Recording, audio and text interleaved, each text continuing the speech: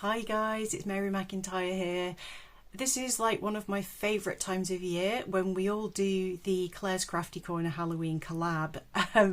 It's so kind of Claire to do these collaborations and just inviting creators from all over the world to take part. So this is the Halloween one, and for my Halloween video this year I'm doing something I've never done before, and I was kind of inspired to do this when I was driving home one night and noticed my neighbour had put some stuff out for the bin men to collect, and they'd put it out a couple of days early because they'd gone away, and I looked at it and thought, oh, it's a shame for that to go in the bin. Could I do something with it? So under cover of darkness I tiptoed out and picked up this. So it's an electric light fitting that had been out in the rain for many days. So I've cut the wires. There's no way I'm going to ever plumb this into wiring. It can hang from the ceiling, but it also stands really nicely on a table. So I was thinking this would make like an awesome Gothic candelabra table centre. So I've been pondering for weeks on how to do this, and I was looking at all sorts of complicated ways. And I watched one of Claire's videos where she was using air dry clay, and I remembered that I have an almost full block of this that I got from the works for £4, and you can use air dry clay on stuff like this. So what I want to do with this is use the clay to try to mimic organic texture like bark and vines. And actually I bought something for another Halloween project that I've now stolen. I've got these ivy vines, so I'm obviously not going to leave them these garish colours. I'm going to paint those. And then I was clearing out a drawer because I'd lost something and found bags and bags of these flowers. So I got loads of black roses, some purple roses, some blue that are quite bright, but again I can dull these down with acrylic paint if necessary. So the thought in my brain is that I'm going to use the clay to mimic kind of organic bark texture with vines growing up, and maybe some flowers in there as well. I'm just going to see how it goes. I think it'll look so cool. My Pinterest at the moment is full of kind of spooky candelabras. I don't want to do anything that's kind of gory. I'm just not in a kind of mood for making anything gory and horrible this year. Now what I want to do with the inside, so the inside, these are glass, this weighs a ton. The insides of these obviously have holes for bulbs. So what I want to do is I'm going to take the lampshades off while I do the first part of the modelling, but then I want to put those back on and then use a piece of clay, push it in to kind of fill, just cover up all of where the bulb goes, and then push a tea light in to make an impression. Not sure if the clay will look a bit weird. You might see it through the glass, but it is frosted glass, so I think that'll be okay. So I am really excited about doing this. I've been wanting to do this for weeks. I cannot even tell you how crazy my work schedule is at the moment. I have not been able to upload regularly because I've been working till 11:30 at night nearly every night, and there's nothing left in the tank. So I'm excited to do this. I think it's going to be fun, it's going to be messy, and it's nice to sit and do something like this. I've been working as well on some of my other big Halloween projects that hopefully I'll get the videos out in time for Halloween. So this might take a long time to dry, so it's now the Saturday before the collab video goes out, so I'm going to get started right now so that I can hopefully get the clay dry and painted in time. Let's get started.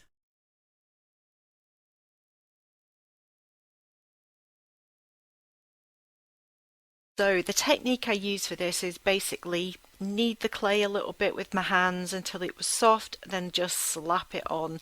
I'd never done this before, so I was just grabbing blobs of it, adding a tiny bit of water to get it lovely and smooth, and just kind of squishing it around the structure of this light fitting.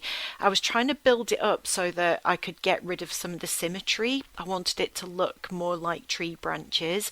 Had I had more clay than I had, I would have definitely made this top bit way thicker. But as it was, I just used the clay that I had available, and as I blobbed each section on, rubbed it over with a wet finger, and then I went in with a round nibbed tool, embossing tool, a palette knife and a barbecue skewer, and just added bark texture. And I just repeated that all the way round until I'd covered the entire thing, just kind of doing it in sections so that the clay didn't get a chance to dry too much before I went in and added the texture.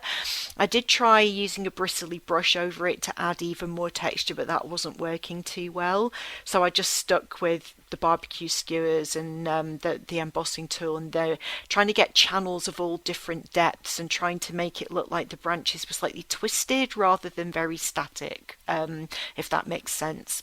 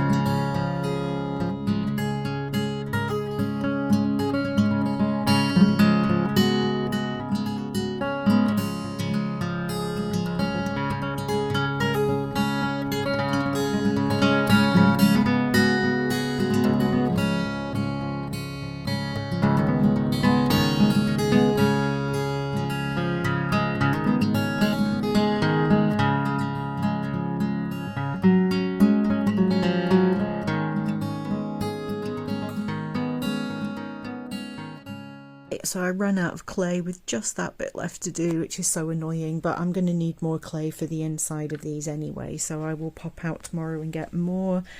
The main bulk of this is on. I would have liked to have this centre bit a bit thicker, and I wanted to try to add extra so that these 5 protrusions didn't look quite so uniform.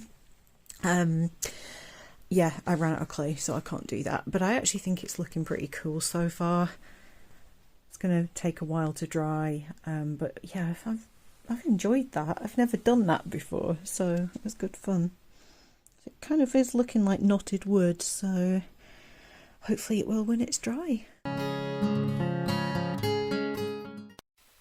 For this step, I added a little bit of water to my acrylic paint because the acrylic paint I was using is from the works, and it's a kind of student grade acrylic, so it's actually quite thick and pigmented, so it doesn't flow too well, especially not on an absorbent material like clay. So I was adding a little bit of water just to make the paint a little bit easier to paint on, and just trying to get in all of those little indentations so that the whole thing was black.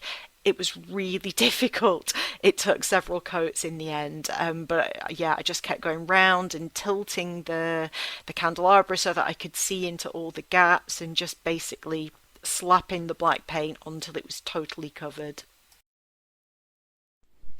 Hey guys, so I have gone over this multiple times with just black. There are so many little hidden areas, and every time I tilt it I find more white dots, but I've got to the point now where I'm kind of happy with how it's looking. Next step for this is to this is almost black. It's a very slightly grey. I've added a bit of white to this, and you can kind of see that it's a sort of very, very dark grey. So with this coat, I'm just going to slap it on, and the idea is that it doesn't go into these grooves that I've just literally spent 2 days painting.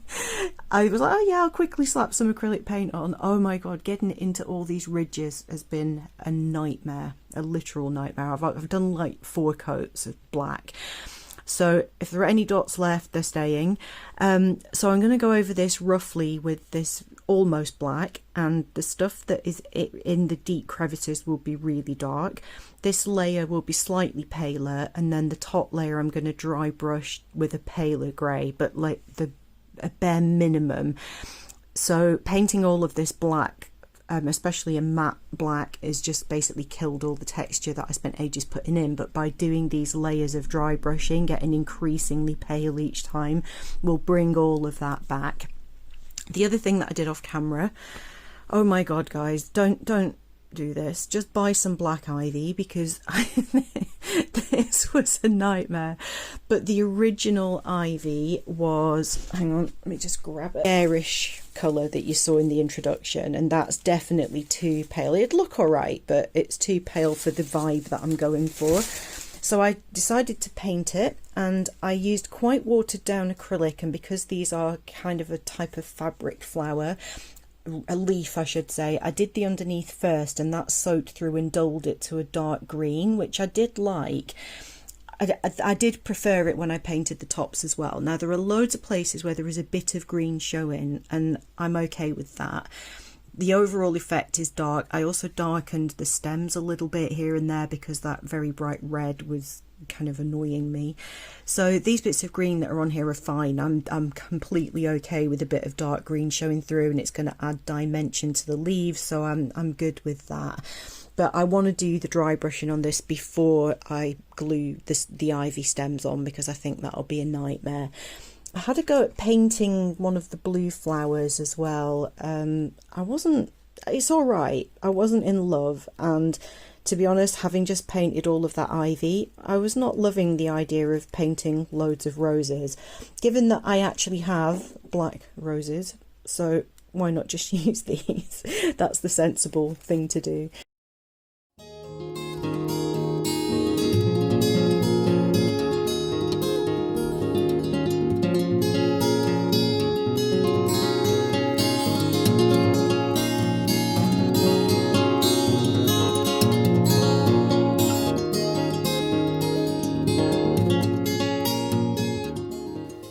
So here it is with that first coat of grey on there. The ridges are dark, so it's starting to add the texture. Right, I've now mixed up some grey, very pale grey, and I'm going to dry brush this to try to pick up the texture. So I've moved the camera to this side so the daylight's hitting it, and hopefully you'll be able to see. So when you're dry brushing, less is more always. It's so much easier to add it. So I'm going to go in with this grey, and I may do a bit more white, but I want it to look kind of old and dusty, not snowy.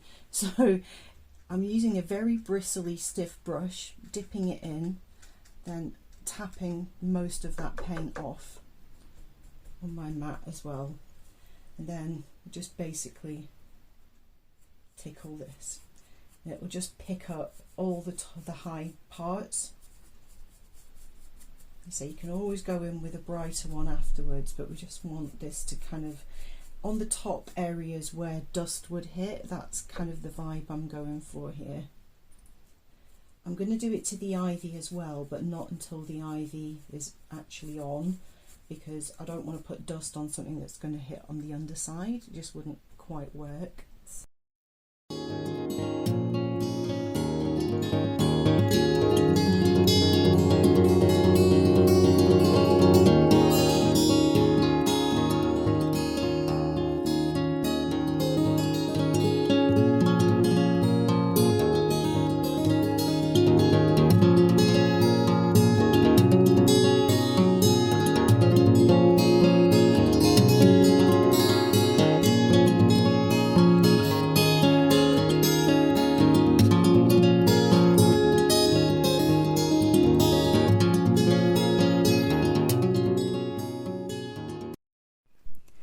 So it's bringing you down to make sure you can actually see what I've just done, because it's kind of hard to pick up on camera, but you can just see these high points that have just picked up a bit of that grey, and then the white on top of that. So it is subtle, but it makes all the difference in terms of the texture.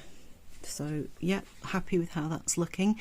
So next I need to glue the ivy on, so I'm going to put the lampshades back on this, and because I want the ivy to come up the sides of some of the glass shades on it, so it looks like the ivy is kind of creeping up and out to the lights.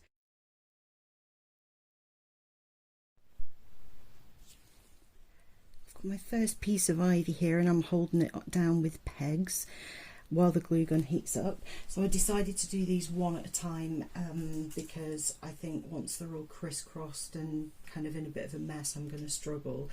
Good thing about this ivy is that it's wired, so you can bend it to put kinks in and hold it in place to a degree, but it's also very springy, so it isn't going to hold without quite a lot of glue. So I'm going to start at the lampshade end, and I've got it kind of wound round the smaller leaves up around here, so it looks like it's growing kind of this way.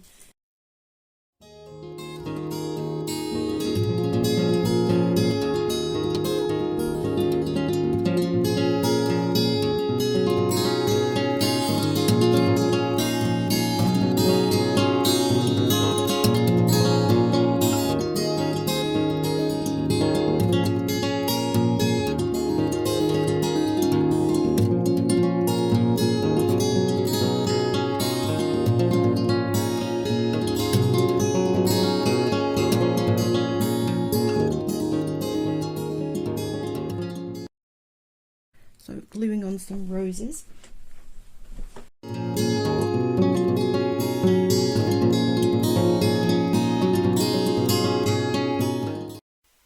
So once everything was glued on, I just went through with a tiny bit of white paint and just dry brushed on top of those ivy leaves and some of the rose petals.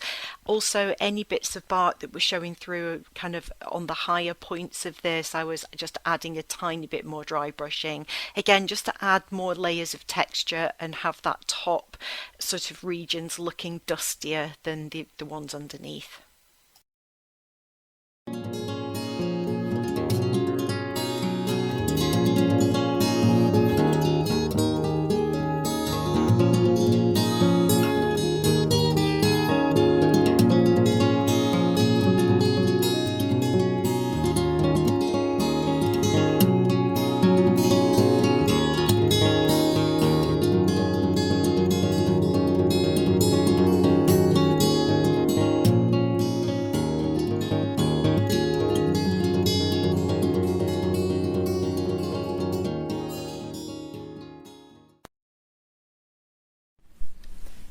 So I've watered down some black acrylic. I've really watered it down. We want the paint to be very, very thin, and I'm aging the light shades the same way that I did with my apothecary jars that I made recently. So just get a bit of that watered down paint on the brush and just kind of brush it on. You can wipe off excess if you put too much on. We're just giving a very thin coat of this, making it dirtier at the top than the bottom. There's a little bit too much there, so you can just dab some of it off if there's too much and then go back over again. That's making it look more in keeping with the rest of it because it was just too clean. And on the inside, again, just brush some of that paint, and this texture is picking up all of the dirt. I'll have to do this again when I make my clay inserts, but I'm just kind of tapping some of the excess off there.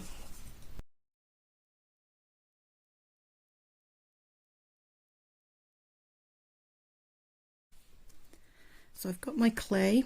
I've done one of these, so I kind of made it into a sausage and make that sausage into a ring on the inside of this.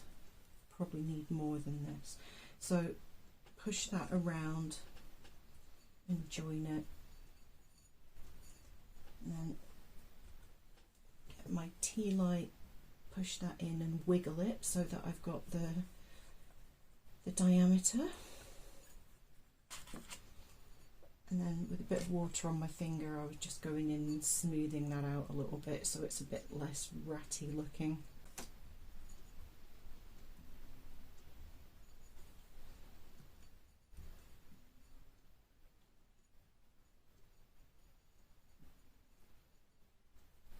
I hated how that looked, so I had an idea to go in with my tool and texturize it to look like the bark again, then strip some ivy leaves off.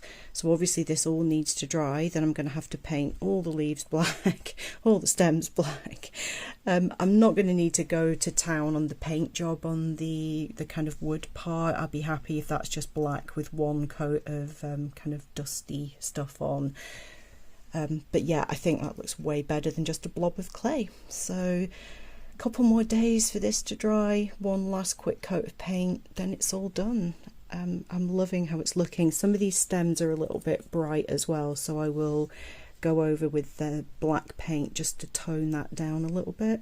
I think some of it rubbed off when I was gluing it on, but yeah, I'm really looking forward to seeing what that looks like when those bits are black. It just looks so much better with it looking like the ivy has grown up and through, and having those shades dirty again made a world of difference. So I thought I was going to finish this project today. I'm not. It's going to be another couple of days, so it's going to be tight getting this video out in time for the collab, but hopefully it's quite warm in here, so this should dry quite quickly.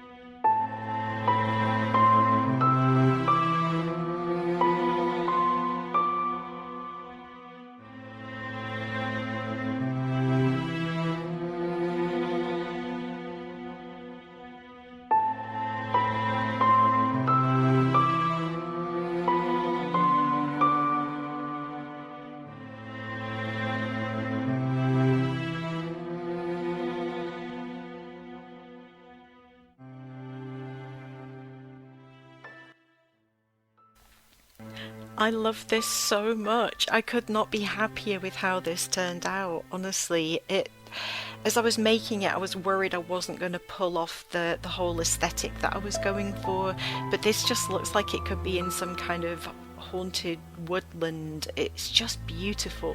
I still have the D-ring, so this could be hung from a tree outdoors on a dry night and it would look so good. It weighs a lot. I would be concerned about hanging it from the ceiling unless you've got a very sturdy hook, but it's just gorgeous. I'm so happy. So I hope you enjoyed watching the video. Thank you so much if you're still here, and I can't wait to see all the other videos in the collab, so please go and check out the description box for the playlist and just go and have a look and see what all the other creators have made and just show them some love. Thanks so much guys. See you in the next one. Bye for now.